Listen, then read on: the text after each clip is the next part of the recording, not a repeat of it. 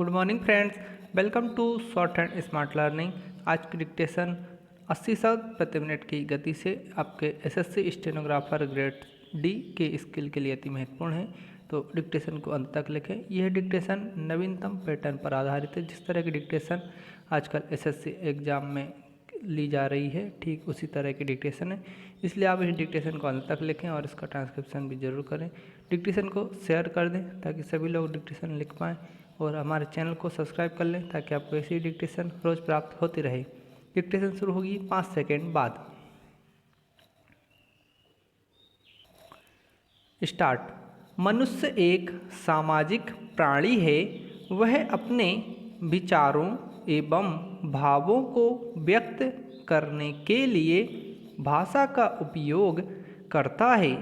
भाषा के द्वारा ही वह समाज में सामंजस्य स्थापित करता है। भारत में भौगोलिक एवं सामाजिक विविधताओं के कारण अनेक भाषाएं बोली जाती हैं, जिनमें हिंदी को भारत संघ की राजभाषा होने का गौरव प्राप्त है। महात्मा गांधी ने कहा भी है, राष्ट्रीय व्यवहार में हिंदी को काम में लाना देश की उन्नति के लिए आवश्यक है। हिंदी संवैधानिक रूप से भारत की राजभाषा है, किंतु व्यवहारिक रूप से इसे यह सम्मान अभी तक प्राप्त नहीं हो सका है। हिंदी को उसका वास्तविक सम्मान नहीं दिए जाने का मुख्य कारण भाषावाद है। भारत में अनेक भाषा बोलने वाले लोग रहते हैं। भारत के संविधान में 22 भाषाओं को मान्यता प्राप्त है। इन सभी भाषाओं में हिंदी भारत में सर्वाधिक बोली जाने वाली भाषा है। आज देश में हिंदी बोलने वालों की संख्या सबसे अधिक है। भाषा की बहुलता का ही परिणाम है कि देश में भाषावाद की स्थिति उभरी है, जिससे हिंदी को हानि उठानी पड़ी। कुछ स्वार्थी राजनीतिज्ञ नहीं चाहते कि हिंदी को राजभाषा का वास्तविक सम्मान मिले। वे इसका विरोध करते रहते हैं। स्वतंत्रता आंदोलन के समय राजनेताओं ने यह अनुभव किया था कि हिंदी दक्षिण भारत के कुछ क्षेत्रों को छोड़कर पूरे देश की संपर्क भाषा है। देश के विभिन्न भाषाभाषी आपस में विचार विनिमय करने के लिए हिंदी का सहारा लेते हैं।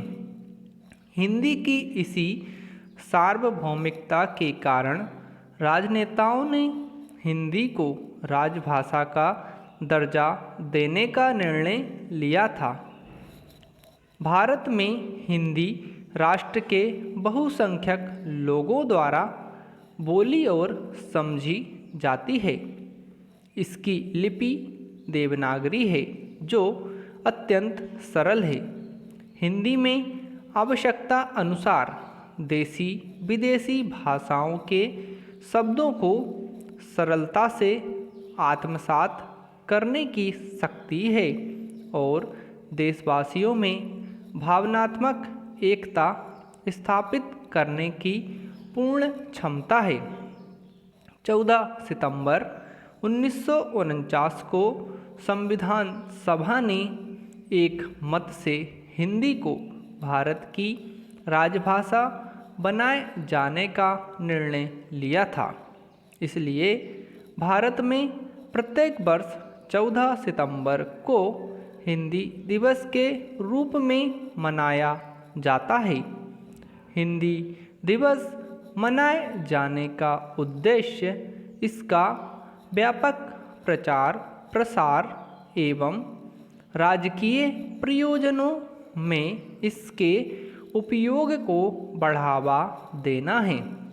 प्रत्येक वर्ष सरकारी प्रतिष्ठानों एवं कार्यालयों में धूमधाम से हिंदी दिवस का आयोजन किया जाता है और लोग हिंदी में कार्य करने की शपथ लेते हैं।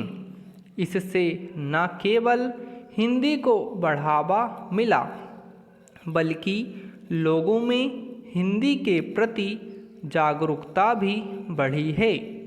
वर्तमान समय में हिंदी ने विश्व में सबसे अधिक बोली जाने वाली भाषा के रूप में द्वितीय स्थान प्राप्त किया है। डॉक्टर जयंती प्रसाद नौटियाल ने भाषा शोध अध्ययन 2012 में यह सिद्ध किया कि हिंदी विश्व में सबसे ज़्यादा बोली जाने वाली भाषा है। इसने अंग्रेजी सहित विश्व की अन्य भाषाओं को भी इस मामले में पीछे कर दिया है।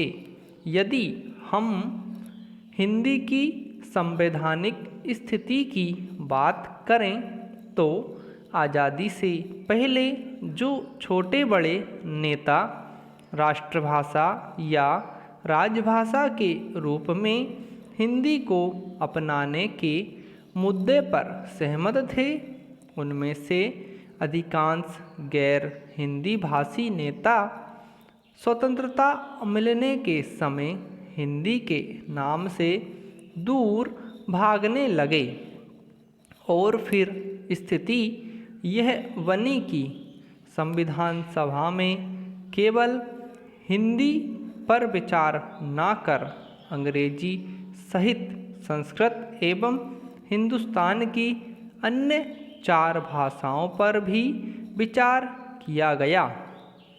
संघर्ष की स्थिति केवल हिंदी और अंग्रेजी के समर्थकों में देखने को मिली। हालांकि भारत आज़ादी में एक विदेशी भाषा जिसे यहाँ के मुट्ठी भर लोग पढ़ लिख एवं समझ सकते थे, देश की राजभाषा नहीं बन सकती थी, लेकिन अंग्रेजी को यूं छोड़ा भी नहीं जा सकता था। ऐसे में हिंदी पर ही विचार किया गया। वैसे यह देश की 46% से अधिक जनता की भाषा थी। इन सब बातों पर गौर करते हुए संविधान निर्माताओं ने यह फैसला किया कि हिंदी को भारत की राष्ट्रभाषा नहीं बल्कि राजभाषा बनाया जाए।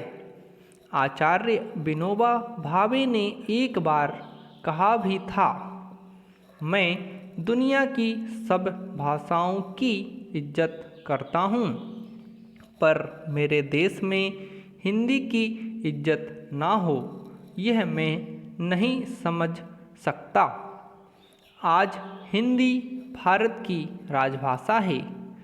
राजभाषा को राष्ट्रभाषा बनाने एवं उसके व्यापक प्रचार प्रसार के लिए भारत सरकार ने अनेक योजनाओं को मूर्त रूप प्रदान किया है, जिनमें कक्षाओं, कवि सम्मेलनों, नाटकों, संगोष्ठियों, हिंदी अनुसंधानों, हिंदी टंकण आदि को बढ़ावा देने के साथ साथ हिंदी पत्र पत्रिकाओं को आर्थिक सहायता दिया जाना प्रमुख है। वहीं कंप्यूटर, इंटरनेट, ई बुक, विज्ञापन, टेलीविज़न, रेडियो आदि क्षेत्रों में हिंदी का अधिकाधिक प्रयोग इसके विकास एवं संवर्धन का कार्य किया है। समाप्त। दोस्तों, आप लोगों को डिक्टेशन पसंद आए हो तो इसे ज़्यादा शेयर कर दें और हमारे चैनल को सब्सक्राइब कर लें ताकि आपको ऐसी ही डिक्टेशन रोज़ प्राप्त होती रहे।